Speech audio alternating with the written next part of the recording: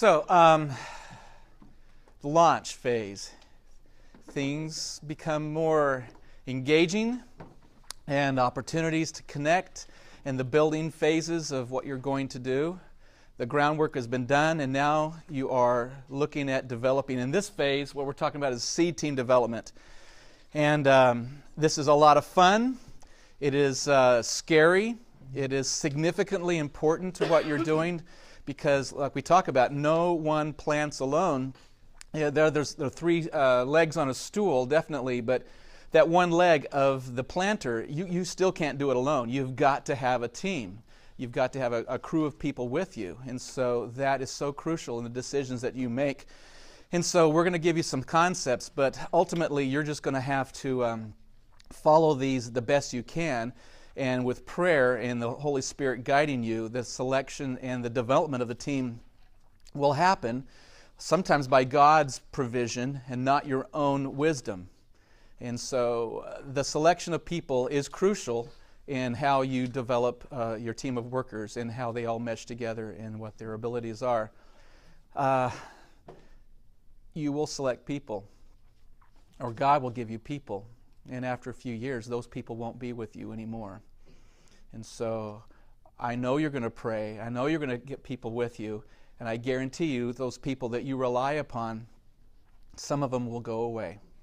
And whatever, it may be positive experiences, it may be just natural transitions of life and things happen, or the realities of the mission field, the realities of the expectations of being on mission. At that level of mission, not that they don't want to be on mission, but mission changes, or their experiences with mission. And so you will have some disappointment, you'll have some abandonment issues, you will have shock, or you'll have relief that they left.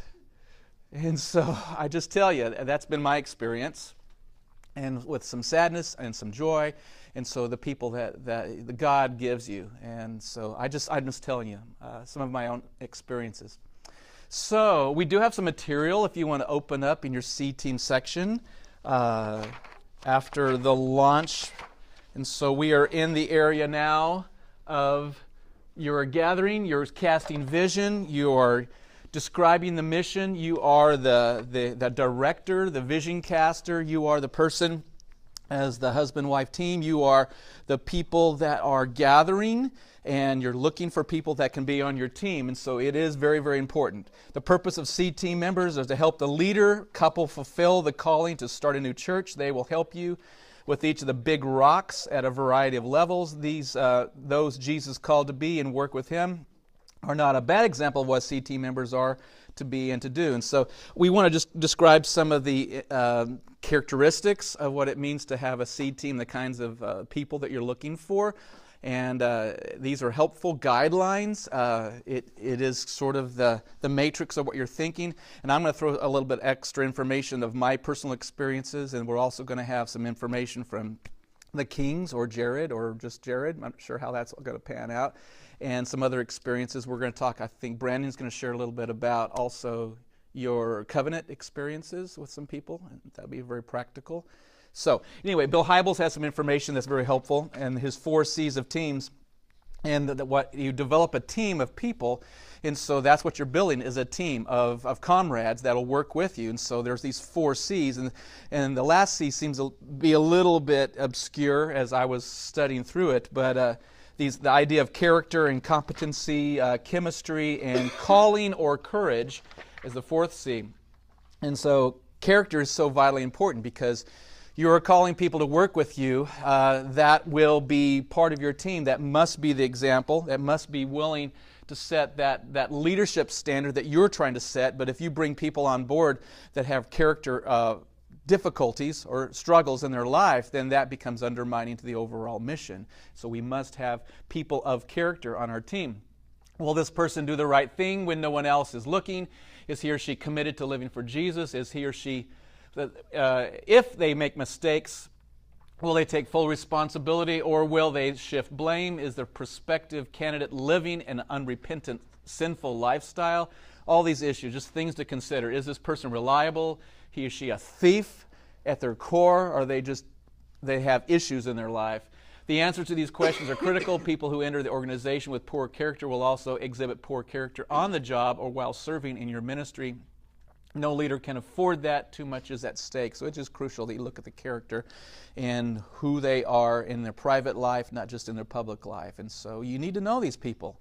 And that's not easy, because people, like we were talking about in the soul care issue, people need to be honest. And sometimes they have a lot of skeletons in the closet. And so to know them as the best you can possibly know them is very important. But that's why it's always good to spend some time with them. And for me personally, it was people that I had known for several years, and they were not short-term relationship experiences. And so in my personal development of my team, so we could spend a little bit of time with that. But also competency is really important. What are the qualities of these people? What are they able to do? Are they people that you can depend upon? Does this person have the necessary skill set to do this job effectively and consistently? If there are certifications or certain things you're looking for, or do they have certain training backgrounds, is that important to you? Or specific training necessary? Has this person completed it? Are they the type of people that completes things, or are they irresponsible? Does he or she have enough experience? Do they have the people skills or patience to deal with customers if necessary? So whatever you're doing, you're not running a business, but do they have the competencies to deal with the public and people? Can they be allowed to be around people and deal with them, all those issues? If a new team member doesn't have the intellect or skill set for the position, he or she won't be an effective team member.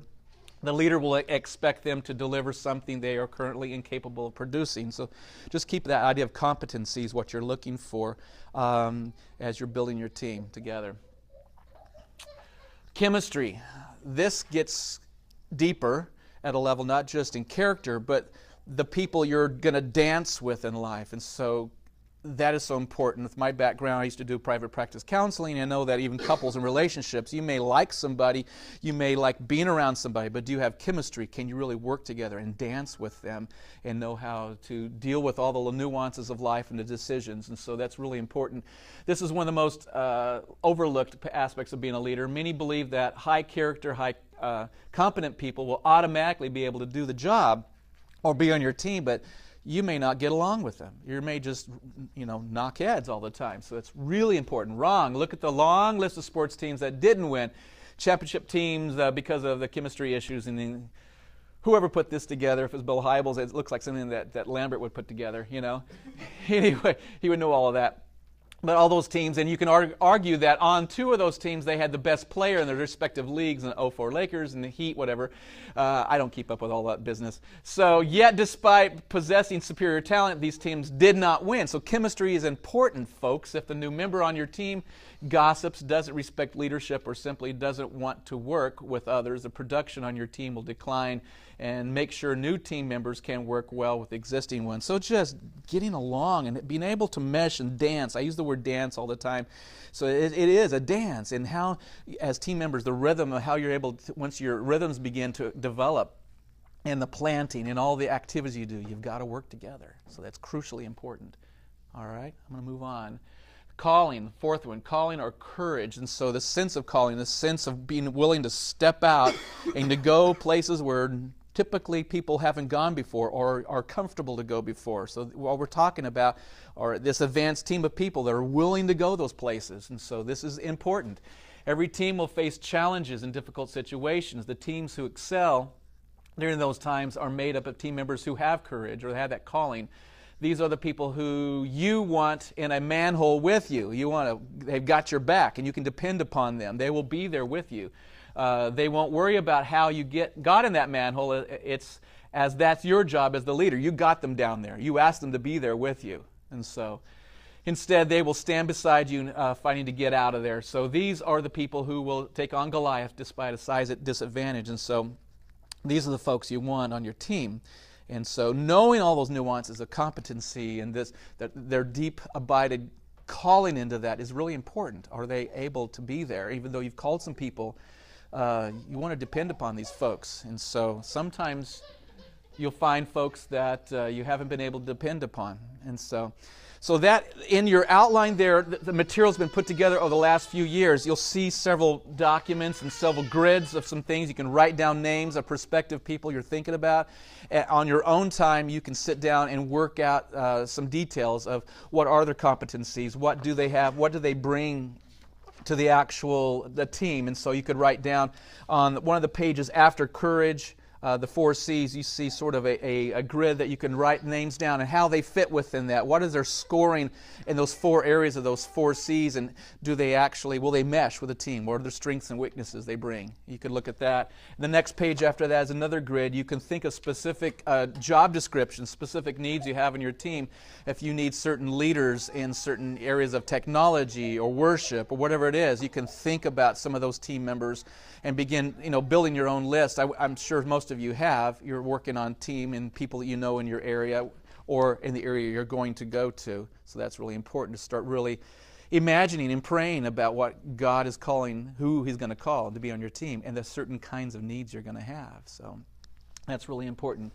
What I'd like to spend some time with today in just giving some ideas. I think I'll keep on rolling, and then we'll talk about building a team, and then we'll do some of those things at the end is what we'll do. Some of my personal observations going through the development of my team and some of the things. This first section, the planner, is so crucially important. You've got to be the one casting the vision. And so you're building a team, it's really easy to fall into a pattern. We're just going to be a team, and we're all going to be doing this together. But you need to set the pace. The planners need to set the pace. You're the ones, the vision casters. We're calling you to be the pastor of that team, to be the director of that team. And so as you build and you have the vision, you've set the mission, you need to be the ones that really call people together and are the leaders of that team. And so if you have people that come on your team that are oppositional to that philosophy, then you've got problems. And so that really will be important. See team candidates, I believe, spiritually mature. We've already talked about that. You need to know these people. What is their spiritual walk with the Lord? And so are they deep with the Lord? Are they in a close, abided relationship with Him? Can you trust them in spiritual matters? So that's really important. Spiritual habits, are they praying type people? You just know who they are. Are the people you can depend upon, that you can rely upon in those areas? Accountable. Are they willing to be open to criticism? Will they be accountable to the Lord and to you and to other people in their life? Are they willing to be transparent? You want people that are open. If they're resistant to that, then you've got major long-term problems that you will not be able to work with them on your team. So they must be accountably open to that concept in their life, to other people and to the Lord God. And so really important. Committed. Are they a committed type person who's willing to be committed to the mission, to the vision? And so are they going to be, personality-wise, there are some people who are passionate, but they're passionate for short term. And so maybe after a year they're gone. And so are they committed type people that you can depend upon for a certain long-range experience? And so that's really important. And so we had, well, I'll talk about this person a little bit on our team, but are they team players? Are they not lone rangers? Are they willing to be there and work with you? Are they arrogant? Do they have a certain streak of arrogance and want to go their own direction? So we have had probably Kairos church planners who have built teams, and that all kinds of diverse agendas or diverse personalities that sometimes become counterproductive to the overall team and the mission, the original mission that was developed and the vision of what we're going to do. And so we've got to have a clarity of who we're getting on board, and the team players must be willing to be like that. Are they flexible type people? I've found that some of the people on our team are really flexible, and you've got to be able to be like the risk type person who is willing to get out there and deal with the different variables of life. And so being on a team of church planners, you've got to be flexible because things change and things aren't always the same. And you're going to try different things. You're going to have to meet here or meet there or whatever. You've got to be flexible as you're developing your rhythms and your patterns. And so as you're asking them to follow you, they must be willing to do those things. And will they go the places you're asking for them to go? And so that idea of risk-taking. And so one of my buddies on the team, he realized, there are certain personalities that this works well with, and there's some of your people, they must be risk takers, and so the ability to try those things that are difficult or they're not used to, and so that's the personality factors that we all found that we were all tested out, and so we have that ability to go places that are not predictable or necessarily comfortable.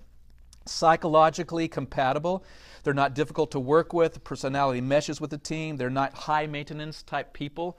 And so you don't want people who are constantly having to soothe and make sure they feel okay. You want them to be psychologically rounded and that you're not constantly having to feed them. I mean, you need to feed your people psychologically and pump them and help them to, give them the positive feedback that they need, but you want people that are able to function independently and give them jobs to do. Stable relationships in marriage and family. You don't want people that are struggling. You need to know how are they doing in their personal life, or whatever it takes to dive under the surface. Whether you give them assessments or you sit down with them, whatever it is, go through some of the assessments that we have as part of the discovery. Whatever it takes, you just need to know your people and are they doing all right in their relationships and how are they parenting? How are all those different variables? That's really, really important. So far, we've been doing pretty well.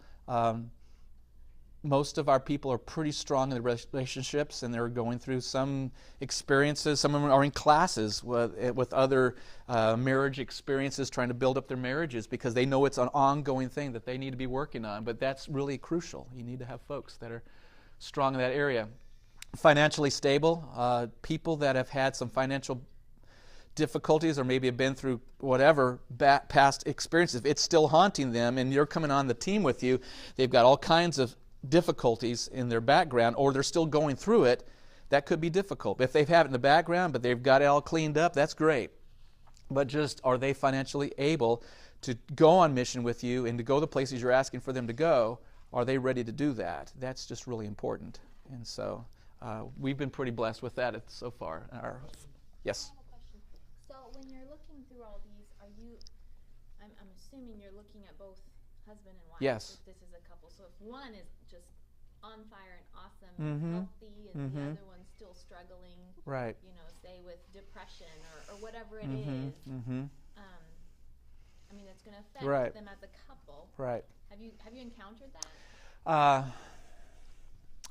Not specifically. Yeah, one of our team members that came on early, that had a lot of issues going on with their family, and they withdrew after a period of time. And I'll talk about that in a few moments. But we spent a lot of time talking and praying with them and dealing with some of those issues. And they had a lot of complex issues going on, and they withdrew from the whole team about a year ago. And so it came to the forefront. It wasn't something that I had to go and confront. I did not have to go say, we've got something to talk about that we're not dealing with. It wasn't an elephant in a room or anything. It was something we were all involved with. And so when you're dealing with a married couple, you're really looking at this from a holistic point of view? I would like to, and my background's in marriage and family therapy. I used to be in private practice, so several of the people I have known that have had some struggles, and they were really working on issues. So the people on our team, some of them I knew had some things, but they were really working on things. And some of them have come to me and talked to me privately and personally on issues. So I had some intimate knowledge of how things were going. So it's good to know this information, and you try to deal with it as much as you can, or refer it out. Don't you think that's the difference maker? Are they aware of it, and they got a plan they're Right, working on? right. And if they don't, that's all the difference in the world. Right. Because we all got stuff. Mm-hmm. Right. So, Are they dealing with it? They're not denying it. Yeah, if it's all suppressed. So. It's not so much that they have problems. It's the denial. Or Right. the Right. denying it and working through Or are they working on issues? Because we all have issues. None of us communicate very well. We all. That's my assumption of life. None of us do. That's just life. Okay. And so we've all got work to do. But the ability to know that yes, we're all in progress and we're working on things and we're having an open, transparent, accountable type of lifestyle. Yeah.